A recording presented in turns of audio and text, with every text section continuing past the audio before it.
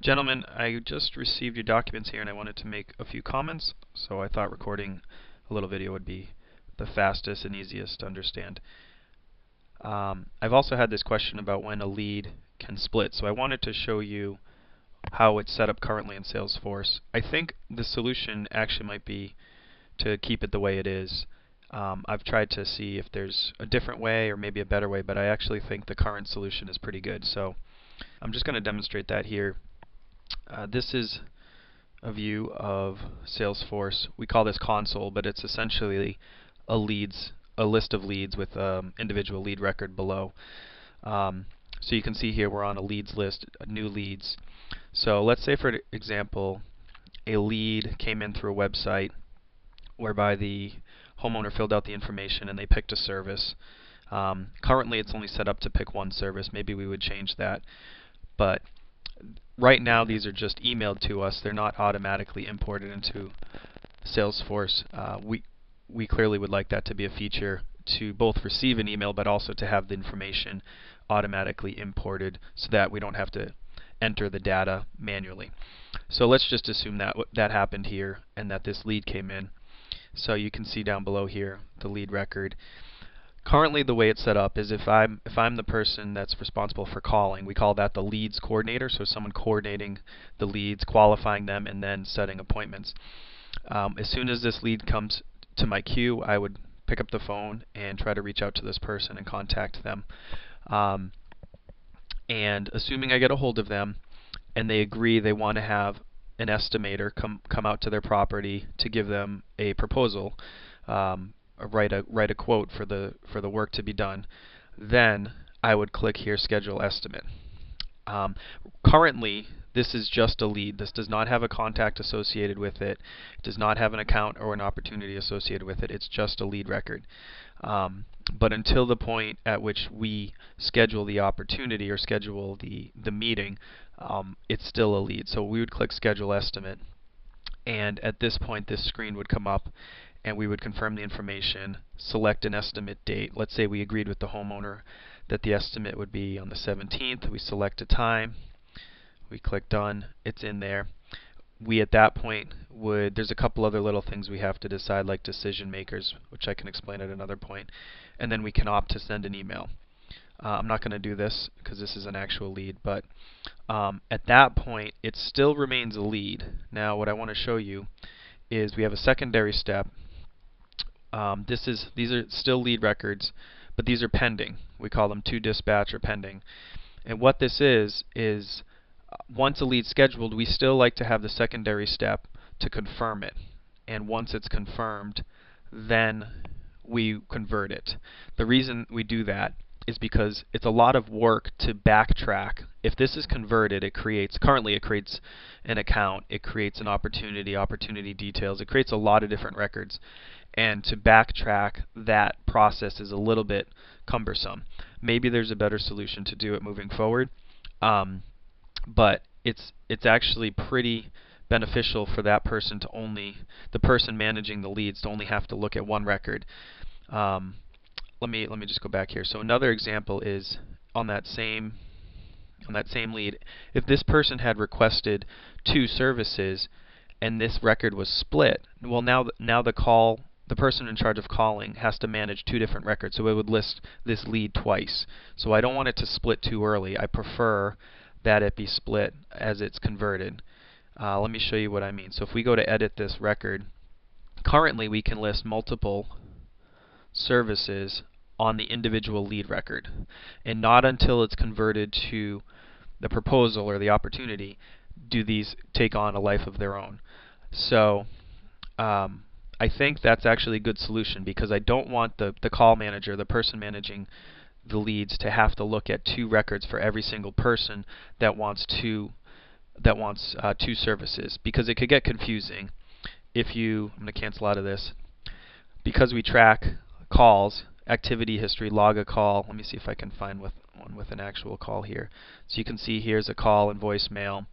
If there was 2 records for that person, there may be some crossover, and if there's two people managing it, which at times there is multiple people managing it, we may call that person twice in one day where we only intended to call them once. So ideally we keep this record singular until that estimate's scheduled, at which point it would create two opportunities, one for each service. Say it's a roofing and siding.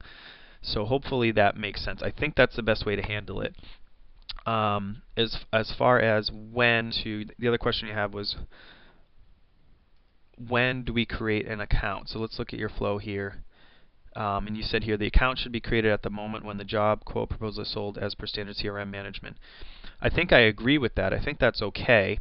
And it does leave less backtracking if we ever had to convert back. So I think I'm okay with that. My question would be is, how do we easily manage leads and opportunities that come in twice or three times? So for example, let's say Mr. Jones calls in a lead this year for roofing, and then 6 months later or a year later he calls in another lead for siding, and he needs a different service at his home.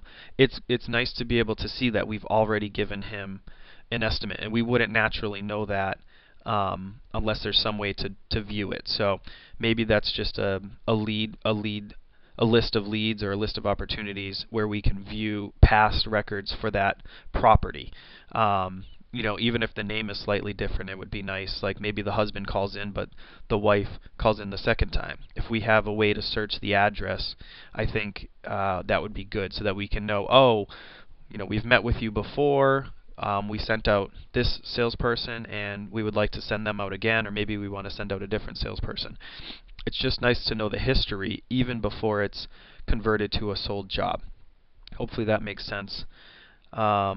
And then you had another question: should the meeting be scheduled against the lead or the opportunity? That's a good question. And currently the way it's set up is the meeting is scheduled against the opportunity. Let's look at some, we call them proposals, so let's look at those.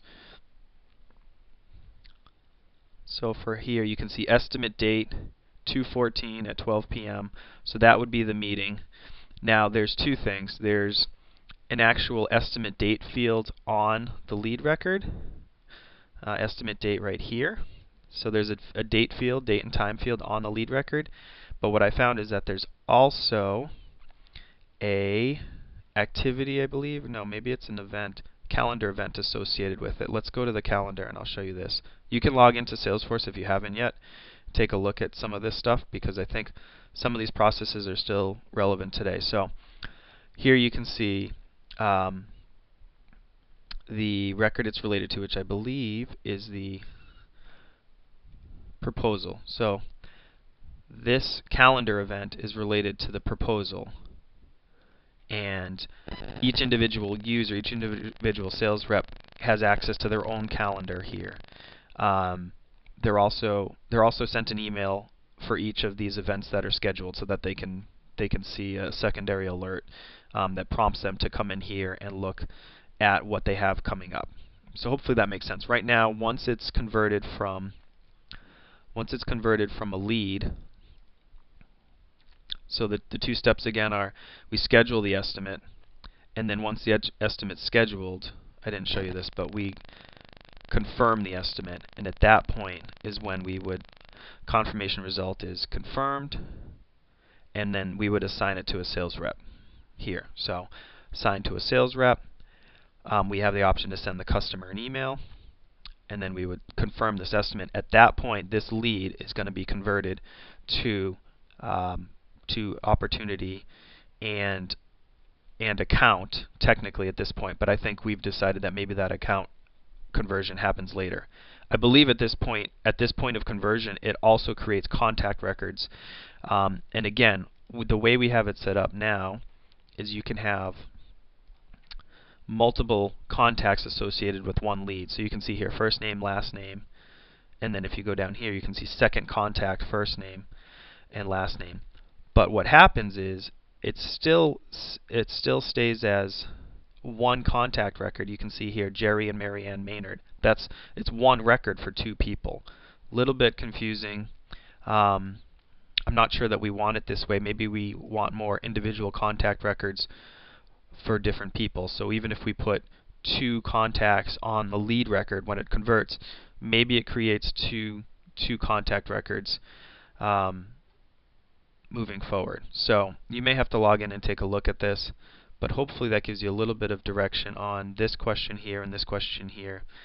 I know you have some more questions down here, and we'll have to continue talking about those, but I wanted to give you a little bit of feedback. Otherwise, I think we're getting pretty close. I think this flow is looking pretty accurate. I have some questions in here as far as, meetings, more meetings. Normally we don't. The only time we would like to track more meetings is if the original meeting is rescheduled. That's important. Actually, now that I think of it, we actually do have a process by which the estimator can request a revisit. So there's a reschedule, which means the original meeting never happened and was converted to a different date and time. And then there's a revisit, which means the original meeting did happen, but they requested a second visit. So that's something we'll have to talk through there. Alright, I'm going to send this video off and we will continue our discussion.